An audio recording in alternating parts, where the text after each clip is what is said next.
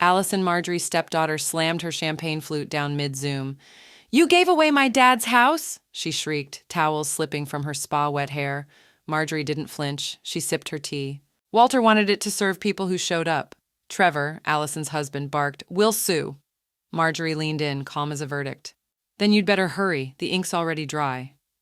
"Wait, before we go any further, I've got to ask, where are you watching from? Drop it in the comments and don't forget to subscribe." The lilies had just arrived, white, full, opening at the edges like soft sighs. Marjorie adjusted them slightly on the dining room table, angling the vase so that Walter's photo caught the morning light behind it. She was smoothing the place cards for the reception when her phone buzzed. Allison, stepdaughter. She hesitated, then answered. "Marjorie, quick question." Allison's voice was all sun and froth, the kind that rarely paused to consider the weight of a day.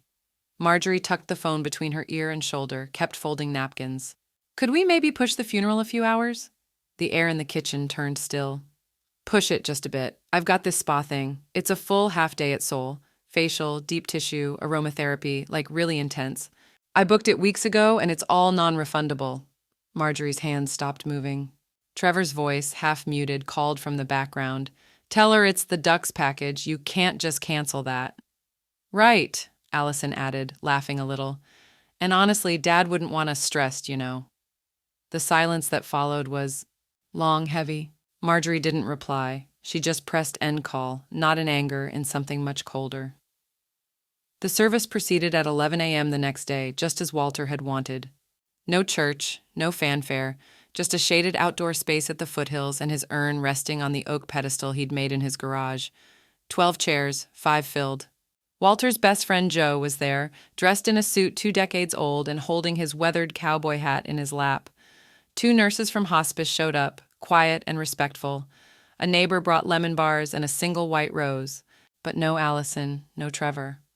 Marjorie stood without a tremor. "He was a good man," she said, her voice steady. "Not a loud man, but consistent. He loved with presence, not performance." She didn't mention the missed birthdays or how Walter had quietly Venmo'd Allison for her branding consultant just 3 months before his cancer diagnosis. She didn't have to. The wind moved gently through the eucalyptus above them. Somewhere nearby, a bird called out once, then went silent. After the final prayer, Joe leaned in and said, "He'd be proud of how you handled this." Marjorie nodded once, but didn't answer.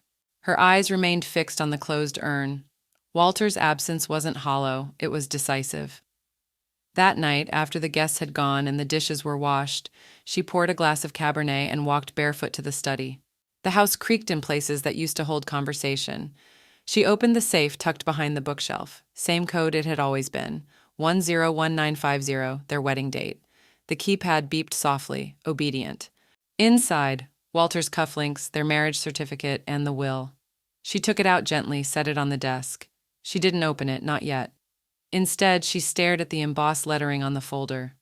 Walter E.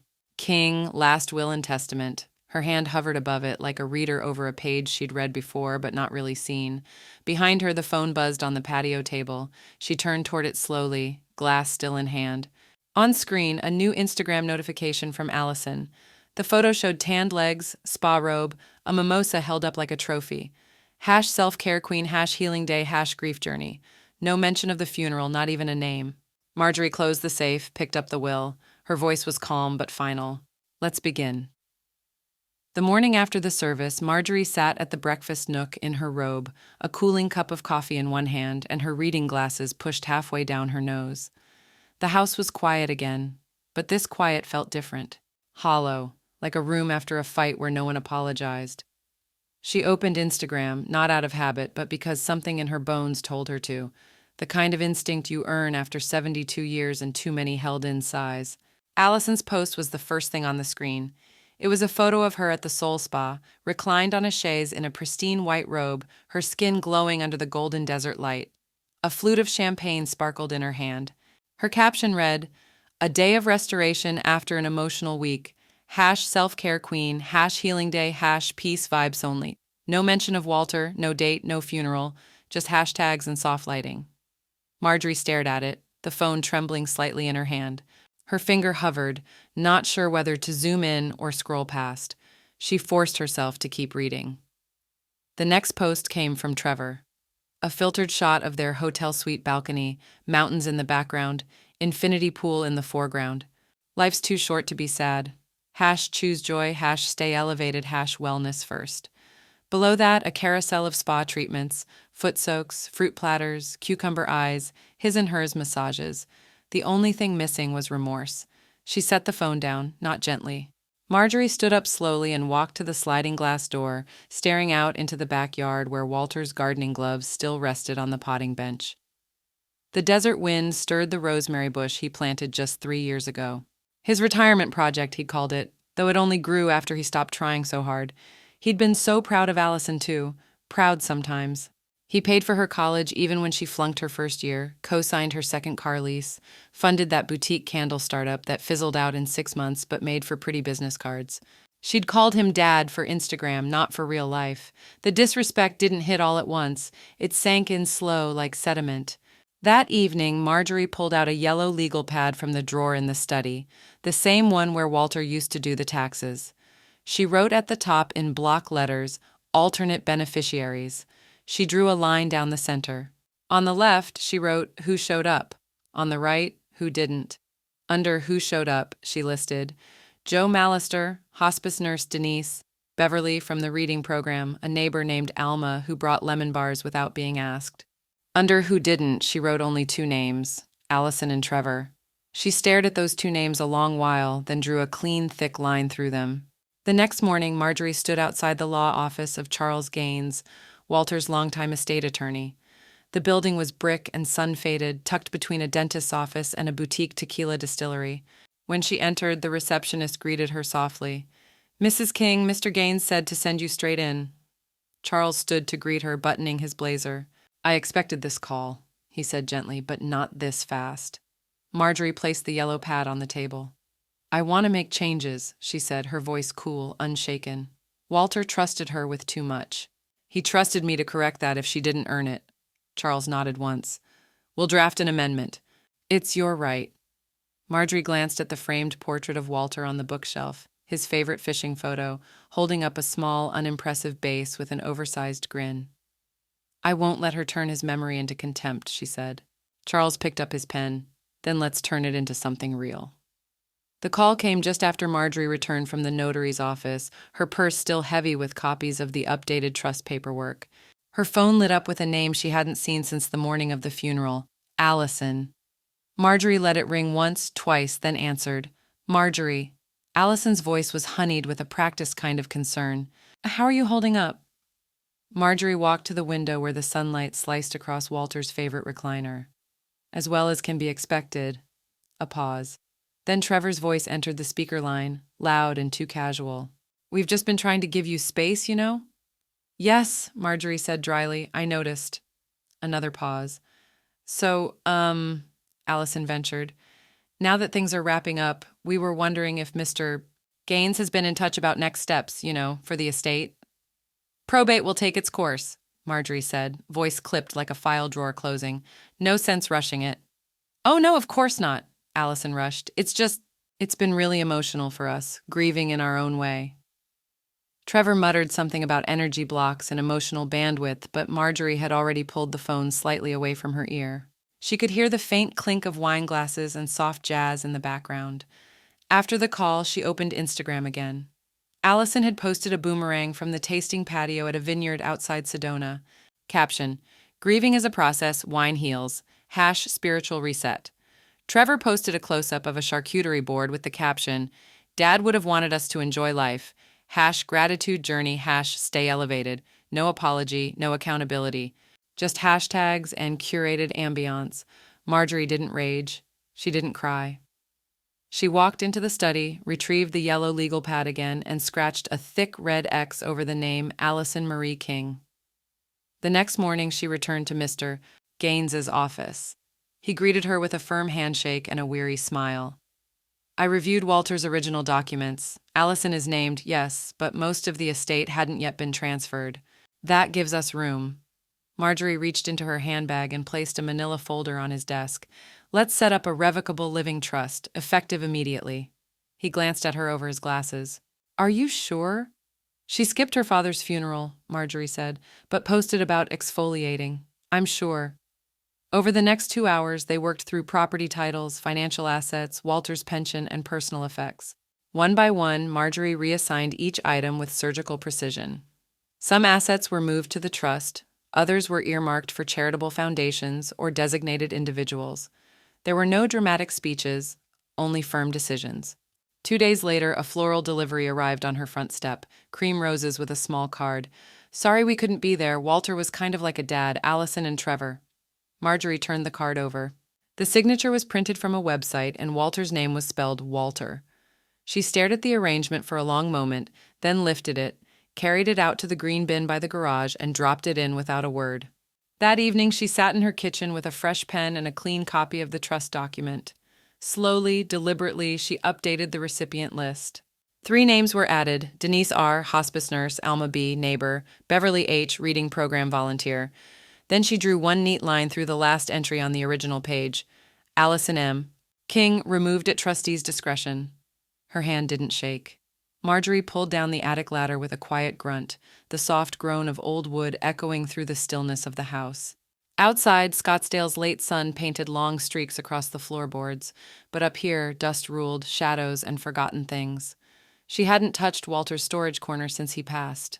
His labels, neat and slanted, still marked each box: camping gear, tax records 1987 to 2001, photos, Oregon.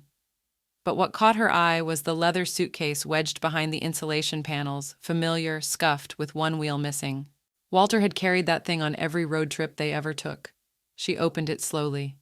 The scent hit her first, cedar shavings and the soft tang of cologne that hadn't faded completely. Beneath a folded flannel shirt was an envelope, thick, yellowed at the edges, labeled in pen, "For M if I go first." Inside were pages, some typed, others handwritten, each dated over the last 2 years. May 3rd. Allison starting another business, holistic scented journals. I gave her $5,000 again. She hugged me for Instagram, not after. August 22nd. She told Marjorie she'd visit, then posted poolside pics instead. Grief is complicated, she wrote, not when you've skipped showing up. November 10th.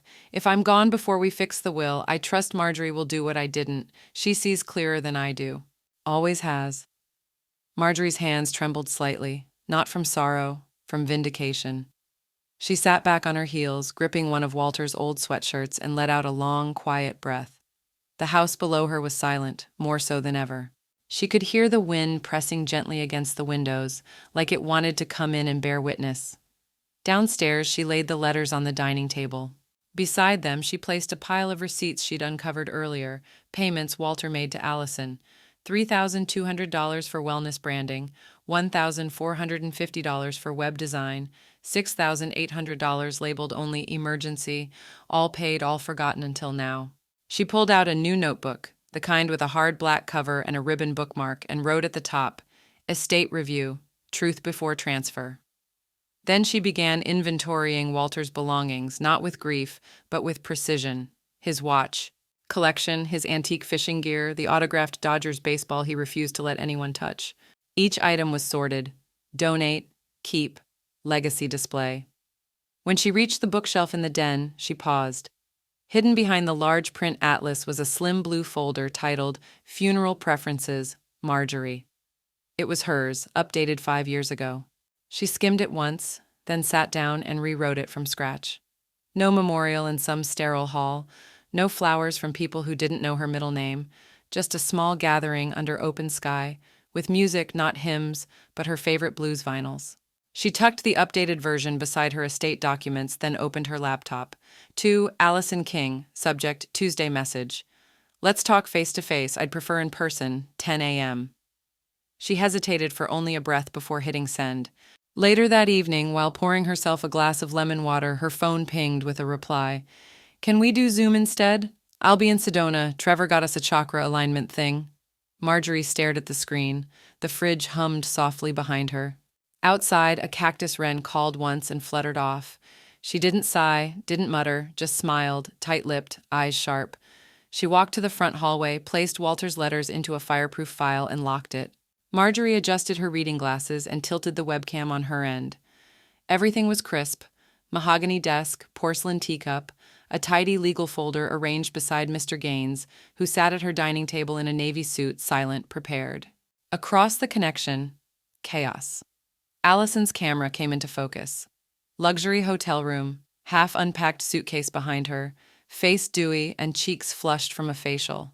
She was wrapped in a white towel embroidered with the logo of a Sedona resort.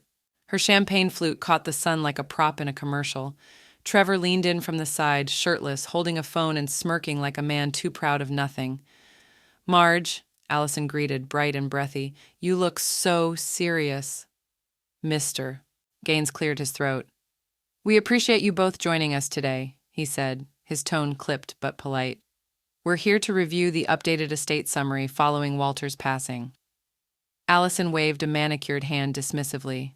"Let's just cut to the inheritance part. We've got a sound bath in an hour." Marjorie blinked once, then reached for her tea, Earl Grey steeped just right. She didn't speak yet. Trevor scoffed. "No offense, but we were expecting a formal process, not a kitchen Zoom with grandma vibes." "None taken," Marjorie said, her voice cool as marble. "I find formality isn't about setting, it's about substance." Mr. Gaines laid the document flat. "This is the revised summary of assets as of 2 weeks ago. The will has been adjusted and key items moved into a charitable remainder trust.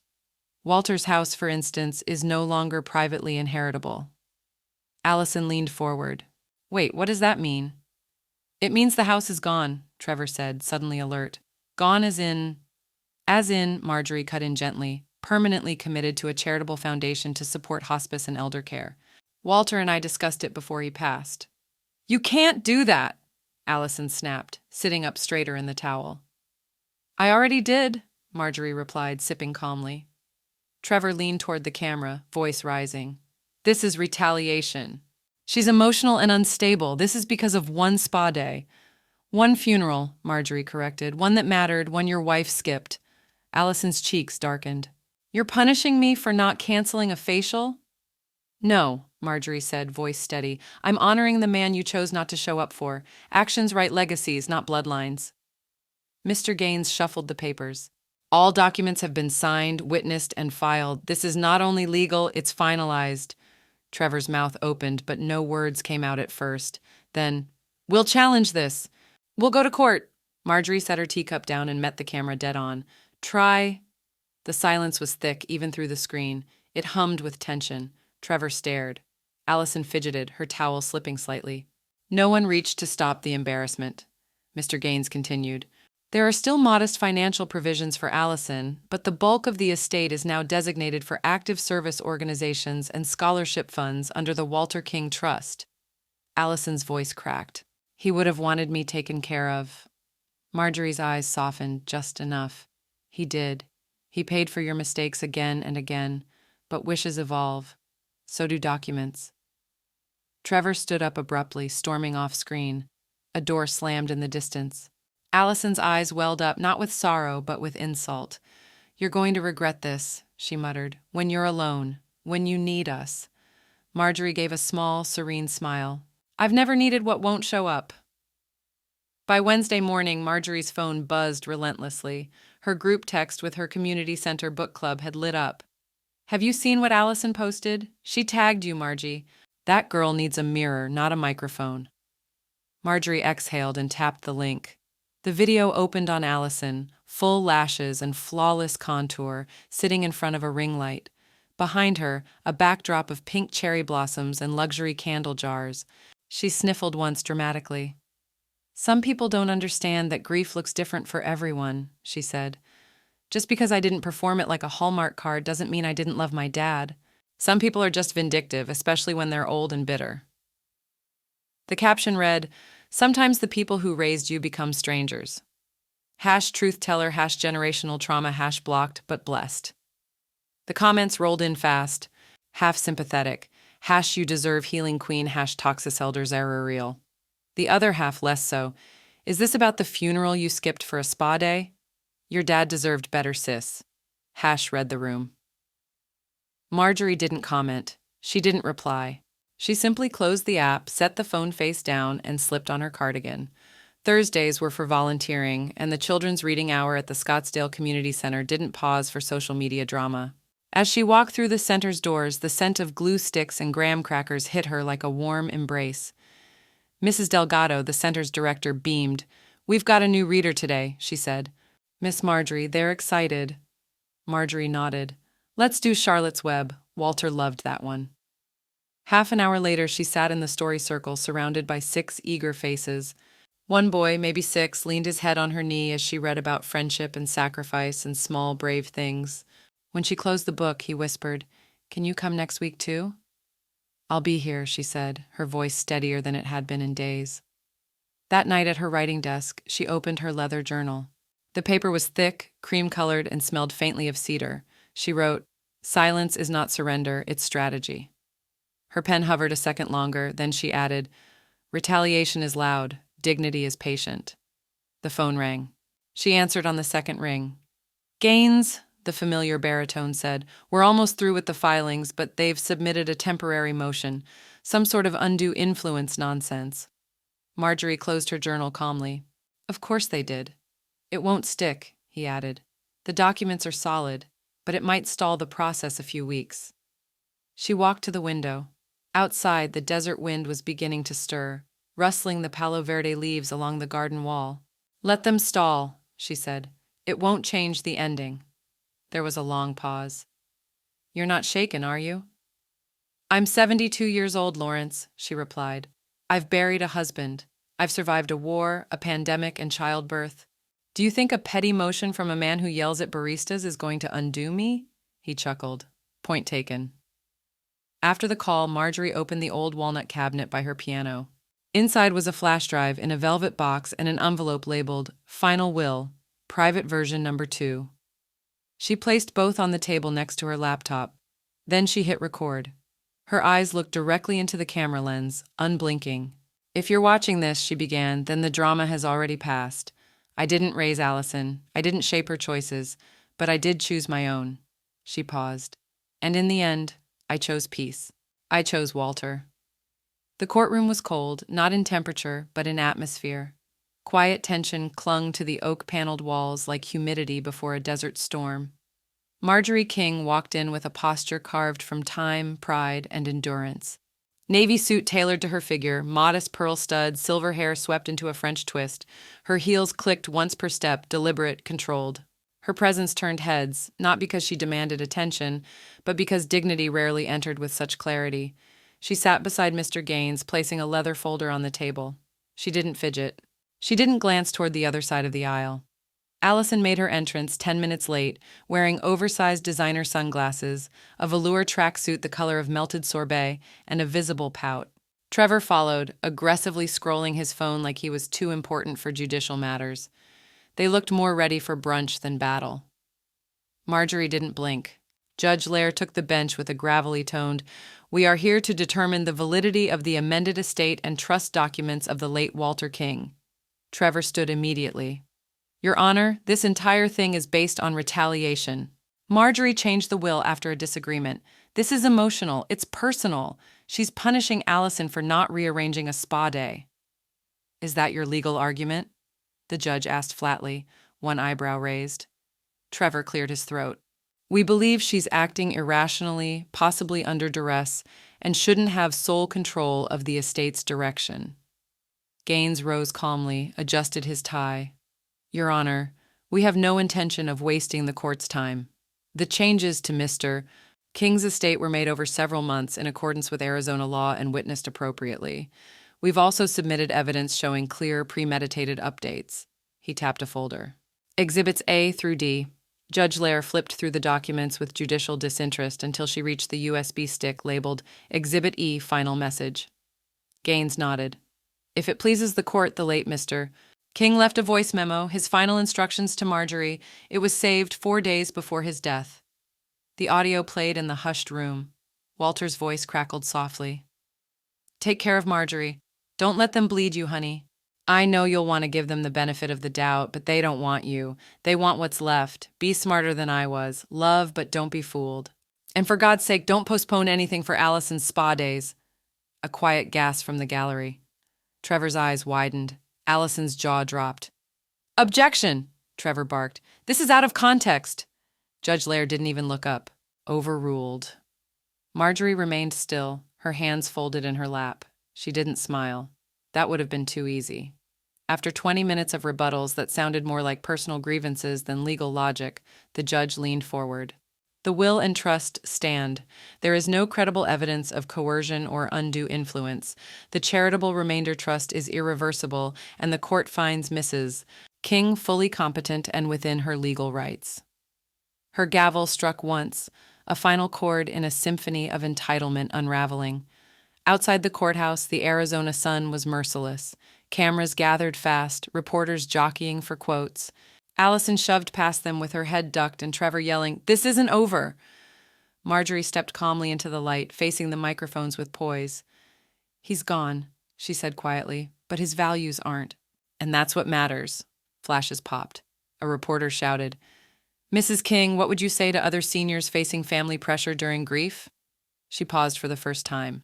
"I'd say write it down, seal it up, and never underestimate the power of a paper trail." Later that evening, back at home, she logged into her email and found a message from a name she didn't recognize. Subject line, "Thank you, Miss King." The message read, "Your story made me rethink my will today. I'd been silent too long. You gave me the nudge. Thank you for choosing dignity." The morning light spilled across Marjorie's kitchen like honey, warm and too honest. It danced over a spread of old photo albums, pages fanned open like chapters of a book she'd long outgrown.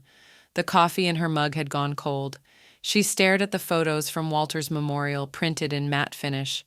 There was Mr. Dunn from Walter's chess club, Mary and Frank from church, even sweet Andrea from the grocery store who'd shown up with homemade lemon bars. But no Allison, not even a glimpse in the background. No Trevor either, like they'd never existed in that part of his life, like ghosts who hadn't earned the right to haunt. She exhaled slowly, picked up her glasses, and moved to the den. There on the shelf, wedged between Walter's books on Stoicism and one dog-eared copy of To Kill a Mockingbird, sat an old laptop, dusty but loyal. She opened it and logged into the email account they'd once shared. She scrolled through messages, long archived and forgotten, receipts, newsletters, garden club notifications, until she saw it. Subject, just in case. From Walter King. Date, 3 months before his death. The email was short. "Lovey, if they can't be bothered in death, they don't deserve legacy. You always know what's right. I trust you to make it count." Well, she read it twice, then a third time, just to hear his voice again in her head. That familiar pause he made after legacy, like he'd meant more than money. Marjorie closed the laptop gently, like sealing a door that no longer needed to be open.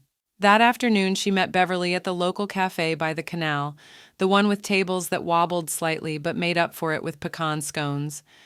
Beverly, already mid-scone, greeted her with a raised brow. "You've got that look," she said. "What look?" "The one that says someone's about to receive a life-altering check." Marjorie smiled faintly. "Close. I want to set up a private placement fund for hospice nurses in Walter's name." Beverly stopped chewing. "God, that's good." "You sure you're not a silent philanthropist?" "I'm not silent," Marjorie replied. "I've just become selective." They spent the next hour sketching it out, an endowment structured for long-term disbursement, benefiting caregivers who often faded into the background while holding families together. That night, Marjorie sat at her desk, fingers poised over the keyboard, beginning chapter 1 of what she would title Legacy Without Apology. The memoir was part record, part reckoning, every word a thread unspooling. Halfway through her outline, her phone buzzed. "Allison, can we start over?" Marjorie stared at the screen. No hello, no apology, just a request that assumed the door was still there. She typed slowly. "Marjorie, you'll have to. I already have." She stared at the blinking cursor for a long second, then hit send. A moment later, she opened her contact list, found Allison's name, and hit delete. Then she went one step further. Settings, phone number change. Clean break. The next morning, she met with her real estate broker. The backup property Walter had bought years ago, just in case Allison ever needed a fresh start, sat vacant on the edge of town, modern, neutral, move-in ready. "She's been asking about it again," the broker mentioned casually.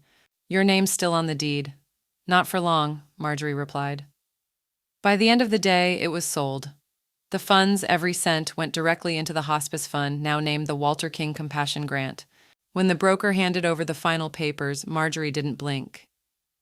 I hope someone deserving sleeps well there, she said as she walked back to her car.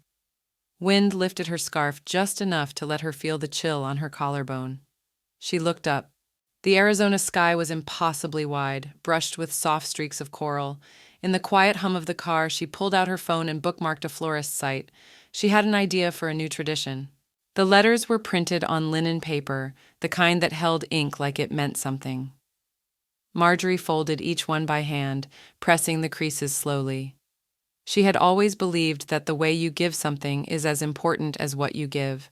There were 4 envelopes on her kitchen counter, each with a name written in her steady cursive: Denise Hanley, Beverly Lowe, Malik Thomas, Elena Cruz. She laid them side by side and took a breath that felt like closure. Denise, Walter's hospice nurse, had never raised her voice, even when Walter had been in pain and refusing medication. She'd sat with him at 3 a.m., whispering stories about her father's garden, holding his hand until sleep softened the pain. Her letter read simply, "Denise, you brought dignity to the hardest days. You showed up. That's why you matter." Beverly's was longer, Marjorie's way of saying what had gone unspoken between them. "You gave me friendship without condition, and laughter when I'd forgotten how it sounded. This legacy is part yours now." The other 2 letters went to scholarship recipients, students who had written essays for the Walter King Compassion Grant. One wanted to be a hospice social worker, the other a nurse in rural care.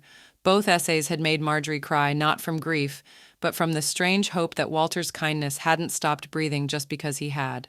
She slid the letters into their envelopes, sealed each one with a gentle press, and placed them into a small box alongside a copy of the updated trust summary. Then she carried it to the post office herself, refusing to let someone else mail something this personal. The clerk, a young woman with fading purple hair and a tired smile, weighed the box and asked, "Anything fragile, perishable, or irreplaceable?" Marjorie smiled faintly. "Yes, but send it anyway." Back home, she poured a single glass of wine and opened her laptop. Her inbox was quiet, save for one message from Mr. Gaines confirming receipt of the final filings and a backup scan of the beneficiary letters for archive. Another message blinked from the grant platform. "Essay submissions received, round 2. She clicked through the student essays, stories of hardship, healing, and a recurring thread of one phrase. "Legacy isn't what you leave, it's how you leave people." Every sentence was another thread, tying Walter's values to someone else's future. Later that evening, she sat on the couch with Beverly, who had stopped by unannounced with a pie and a bottle of ginger ale. Beverly unfolded her letter slowly, reading it aloud, voice catching halfway through. "No one's ever done this for me," she said, wiping under her glasses. "Not even my own kids." Marjorie didn't reply right away. She just reached over and placed her hand on Beverly's. It was enough. Across town, unnoticed by either of them, Allison posted a story to her social media, a moody selfie, the caption reading, "Sometimes family is who you choose." No likes, no comments. Marjorie would never see it. Her new number wasn't connected to any of them anymore, but even if it had been, she wouldn't have reacted. Instead, she walked out to the back garden with her journal in hand, sat under the string lights Walter had hung for her 3 anniversaries ago, and wrote a single line. "Chosen family exists. So does chosen legacy." Then she closed the book, breathed in the scent of the rosemary bush beside her, and exhaled the past one last time. It wasn't supposed to bloom until late spring, but there it was, velvety red, defiant against the last chill of March. Marjorie stood barefoot on the back porch, coffee in hand, the morning air still wrapped in a cold that smelled faintly of soil and citrus. The rose bush shimmered with dew, its petals wide open like something waiting to be noticed. She walked to it slowly, careful not to spill her drink. Walter had planted that bush on their 20th anniversary. It had nearly died 3 winters ago when he'd forgotten to cover it. She'd teased him about it for weeks. Now it stood taller than her knees, rich with color, thriving. There were ghosts in this garden, but not the haunting kind. Just the type that whispered through the rustle of lavender or pressed their scent into the thyme leaves when she brushed past. This was the space she and Walter had built together. It was where they fought over mulch brands, kissed over peach cobbler, sat in silence after the news of his diagnosis. Today, it felt like the garden was speaking back. She knelt near the old tool shed, looking for the hand rake he always used. As she opened the drawer built into the workbench, something fluttered up and caught against her wrist. An envelope, aged brown and soft at the corners. It was addressed simply, "For M, when the garden's yours." Her breath caught. Inside was a short, careful note in Walter's spidery script. "Thank you for never giving up on us. I never deserved that kind of loyalty, but you gave it anyway." Well, her hand went to her chest. She sat down on the cool cement floor of the shed and wept. Not the sobs of fresh grief, but the ache of remembering something fully and letting it hurt. When the tears dried, she walked back to the porch and took out her journal. The words came without effort, like the poem had been waiting behind that letter all along. She titled it, "A Better Goodbye." It spoke of roots, of grief that didn't demand permission, of love that lingered in petal and rain. It was raw but kind, honest. She typed it later that day and made it the final page of her memoir, right after the chapter titled, "The Day I Go Without Losing." The page before it bore a photo. Walter in the garden, sleeves rolled, face smudged with dirt, smiling at something, just out of frame. Likely her. By the end of the week, she'd decided, the garden, with its raised beds and shaded benches, would become something more. With Beverly's help and a few calls to the city council, they started the paperwork to register it as a local memorial space, open to hospice families, caregivers, anyone needing a quiet place to remember or simply breathe. They named it Walter's Grove. Beverly painted a sign. A neighbor donated mulch. The first visitors arrived the day after the paper ran a short feature, "Widow Turns Grief into Legacy." Marjorie sat near the bench Walter had built, pretending to read but really watching. A hospice patient, frail, face drawn but eyes sharp, walked slowly through the rows of sage and rosemary. She paused at the small nameplate staked near the rose bush. It read, "Walter King, husband, listener, root keeper." The woman reached out, touched the plaque like it might hum, and whispered, "Thank you." Marjorie closed her book. She rose, walked to the rose bush, and answered softly, "You're welcome." It was enough. That evening, as twilight painted the sky with lavender and blue, she walked the edges of the garden. She trimmed the basil, watered the marigolds, picked a tomato just starting to ripen. The air smelled like green things growing and peace earned. She went inside, printed her poem on thick paper, and framed it. Then she placed it beside the guest book at the garden's edge. Marjorie planned a gratitude dinner.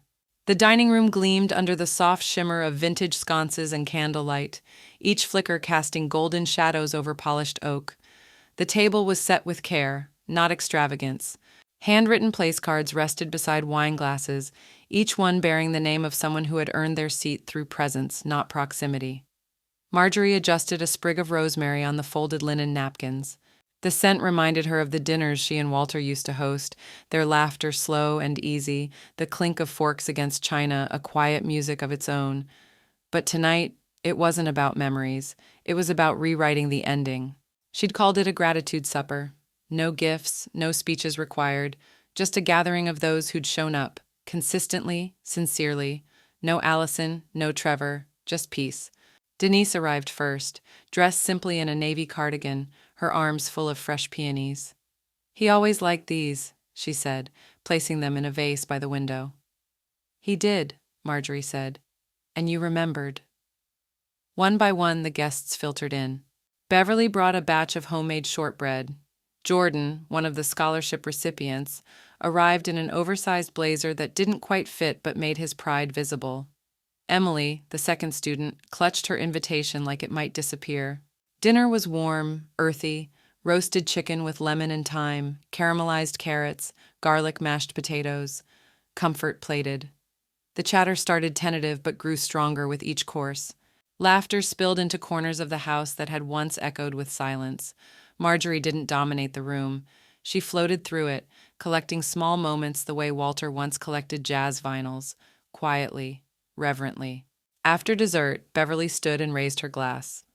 To the woman who chose presence over performance, who honored grief without bitterness, and who gave us all something to believe in again. Glasses clinked. Marjorie didn't speak immediately. She let the silence settle like a quilt before rising. "I've been told legacy is about who you leave things to," she said slowly, voice steady. "But I've come to learn it's really about who showed up, who stayed, who listened when no one was talking."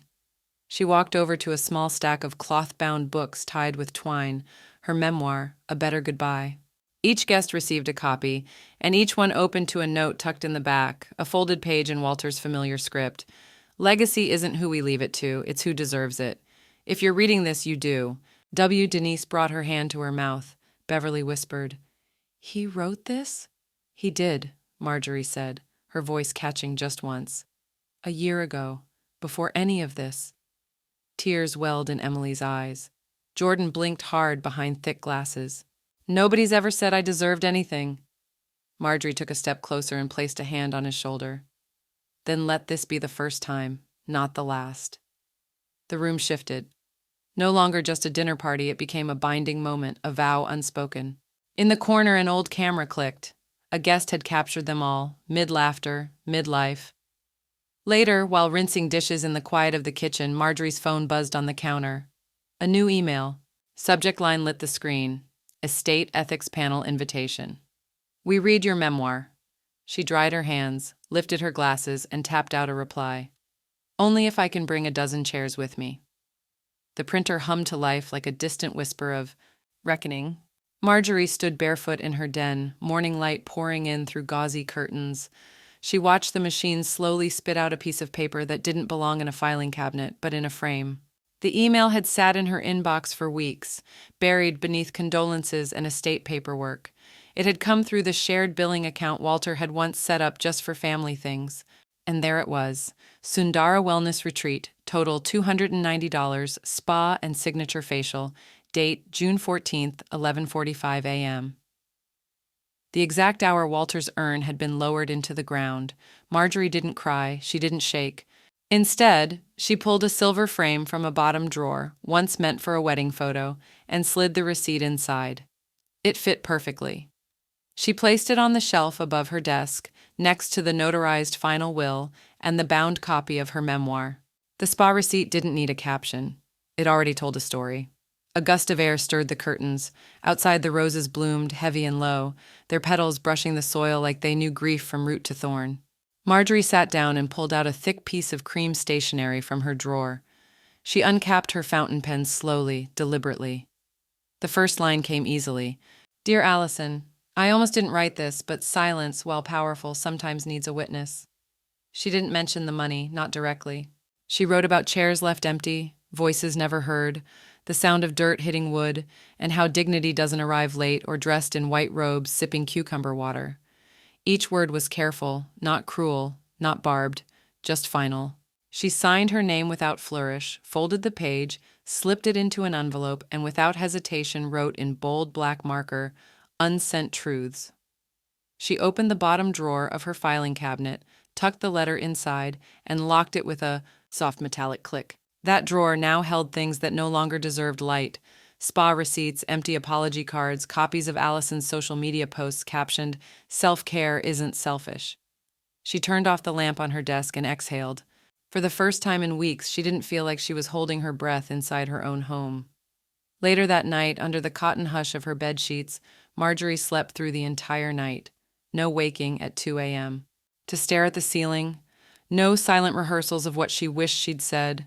No need to explain grief to the ungrieving. When she woke, the world felt gently rearranged, softer. Even the tea kettle's whistle sounded less like a scream and more like a song. Her phone buzzed on the countertop. Beverly, as usual, texted early. "Want to walk tomorrow? Just us?" Marjorie smiled, her thumbs dancing with calm conviction. "Let's walk like we own the street." She put the phone down and opened her laptop to check a few emails. One of them from a publishing house assistant who'd read her memoir. Subject: Co-authorship inquiry, ethical estate planning series.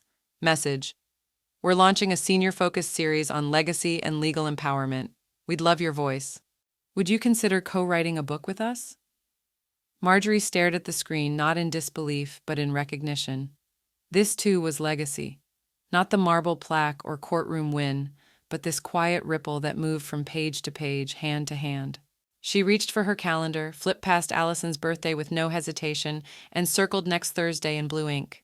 "Say yes to the things that return the favor," she whispered to herself, and this time she did. The sky over Oregon wasn't dramatic that morning. It was clean, crisp blue, stretching across ridgelines like pressed linen, soft mist retreating from the trail's edge as if it too understood boundaries. Marjorie stood at the base of the mountain path, one hand gripping the urn, the other tucked inside the pocket of her fleece-lined jacket. The trailhead sign was weather-worn, its paint chipped, but she'd recognize it anywhere. "This is it," she murmured. "No cameras, no hashtags, just us, Walt." Her boots crunched the gravel as she climbed.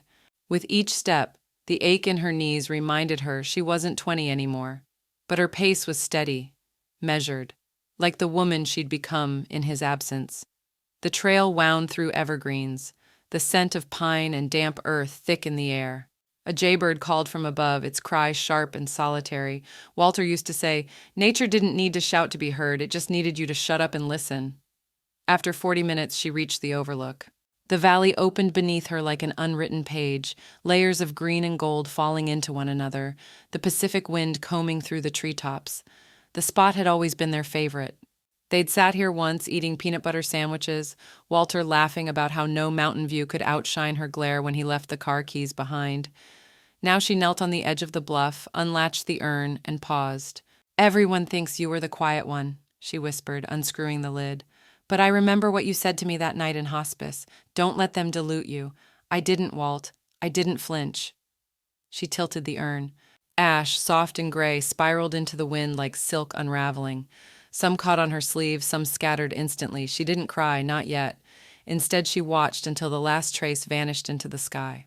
From her pocket, she took out a tiny camera. One click, a single photo. The view, the shadow of her hand holding the urn, and nothing else. It was for her locket, not for sharing. Not for memory hunters who hadn't shown up when it mattered. Back at the lodge that evening, she sat by the window printing the photo. She trimmed the edges neatly and slid it into her locket, next to a faded photo of Walter in a flannel shirt and hiking boots, together again, silently, simply, without audience. When she returned home to Scottsdale, the Arizona heat was like a slap, but her heart didn't tighten this time. The grief didn't choke her. It stepped aside respectfully. That week she spent every afternoon creating the photo book. Pages of smiles, of gardens, of moments that would have gone undocumented if she'd waited for others to appreciate them. She titled it in bold surf, "We Showed Up." The cover image, Walter's hiking boots and hers, side by side on the porch the morning after their first Oregon trip. He had insisted on photographing their shoes, saying, "People always take pictures of faces, but it's the feet that tell you who walked the journey." She closed the finished book, tied a red ribbon around it, and slid it into a padded envelope. On the front, she wrote in her careful script, "To the Walter Hospice Foundation, may these steps carry more than one story." At the mailbox, she hesitated for a second, then with calm hands dropped it in. Behind her, a hummingbird darted between blossoms, fast, bright, gone. But she didn't need to chase it. She'd already arrived. Marjorie stared at the blank page on her laptop. The cursor blinked like a heartbeat. Steady, expectant. She'd already titled it Legacy Without Guilt, a companion for women who choose peace over pleasing. She inhaled slowly, fingers hovering over the keys. The smell of fresh rosemary drifted in through the open window. Outside, Max, the hospice nurse's terrier, barked at a butterfly. Somewhere in the distance, a wind chime rang, soft and clear. Her first line came not from thought, but memory. "You are not selfish for protecting what you've built." Writing the workbook didn't come with fanfare or deadlines. It came with mornings on the porch, tea steeped strong, and pages printed warm. Every chapter held a part of her story, yes, but more importantly, it held the questions she wished someone had asked her. How do you know when to rewrite a will? What does boundary setting look like in grief? Is it love if it's only inherited? She included exercises, spaces for women to list who showed up and who didn't, prompts that asked what part of your legacy must go with you and what part must stay for others. She never named Allison, not once. The point wasn't vengeance anymore. It was clarity. 2 weeks after uploading a draft, an editor from a local publishing imprint called. "We think there's something powerful here, accessible, honest." "I'm not a professional writer," Marjorie said. "You are now," the editor replied. The same month, a documentary crew filming a segment for Planned Grace, a hospice legacy series, invited her to speak. They wanted a shot of her garden, the memorial plaque by the rose bushes, and the framed quote in her study, "Silence is not surrender, it's strategy." She almost declined. Then she remembered Beverly's voice. "You didn't burn the bridge. You built a better one and didn't send them the directions. So she said yes. The morning of filming, she wore Walter's old cardigan over a pale blue blouse, a quiet nod to the man who'd taught her the difference between loyalty and obligation. In the interview, when asked how she found the courage to change everything so late in life, she smiled softly. I didn't change everything, she answered. I changed what wasn't worthy of staying. The footage later showed her sitting by her favorite rosebush, her fingers gently brushing a bloom. Legacy isn't what you leave behind, she said to the camera. It's what lives forward in people who earned it. The video aired regionally, then gained unexpected traction online. Messages flooded in. One read, I just canceled an inheritance meeting and called my daughter instead. Thank you. Another, you gave me language I didn't know I needed, especially the right to say no. Marjorie began holding small Sunday workshops at the community center. 5 widows turned into 12, then 20. Denise co-led the sessions and helped organize afternoon tea. I thought my voice got buried with him, one woman said during a session. Marjorie shook her head. It didn't. It just needed somewhere quieter to be heard. Evenings became sacred. She'd walk barefoot through the garden, warm dirt and rose petals underfoot. Sometimes she'd pause by the new bench they'd placed beneath the lemon tree. The breeze would tug at her sleeves, just enough to remind her the seasons were moving forward. One twilight, she sat with Beverly on the porch, both sipping ginger tea. The horizon bled orange and pink, cicadas buzzed low and constant. You did it, Marge, Beverly said quietly. You broke the cycle. Marjorie didn't answer right away. Her gaze drifted over the garden, the golden light bathing everything she'd fought to protect.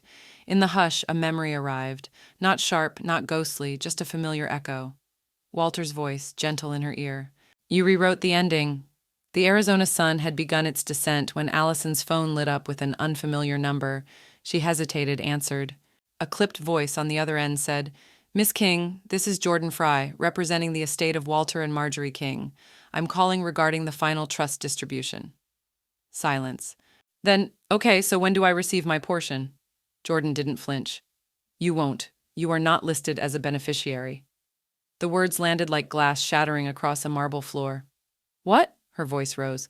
There has to be some mistake. She said it wasn't personal. It wasn't, the lawyer replied calmly. It was legal. The trust is sealed and irrevocable. There is no challenge process. Somewhere in the background, Trevor's voice cut in. Who was that? But Allison had already turned the phone over on the granite countertop, screened down like a funeral lid.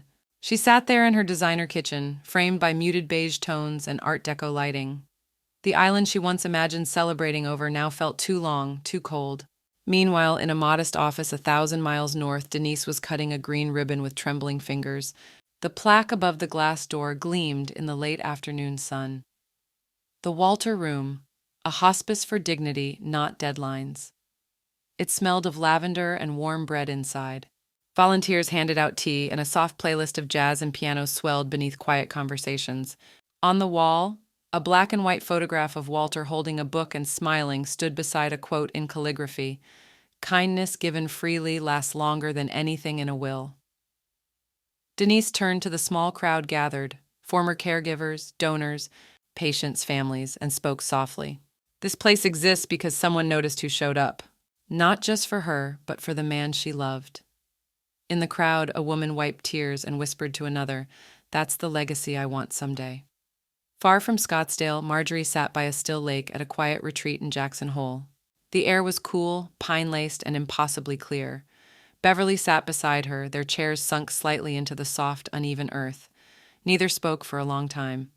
Then Beverly said, Funny, isn't it? All the noise they made, and now just silence. Marjorie didn't laugh, but she did smile, that calm, earned smile of someone who'd played the long game and won by choosing peace over pettiness. The loudest echo, she said, comes after the doors shut for good. In her lap sat the final print copy of her memoir, the one that had gone viral after a book club in Vermont shared it on social media. Legacy Without Guilt, a story of boundaries, grief, and grace.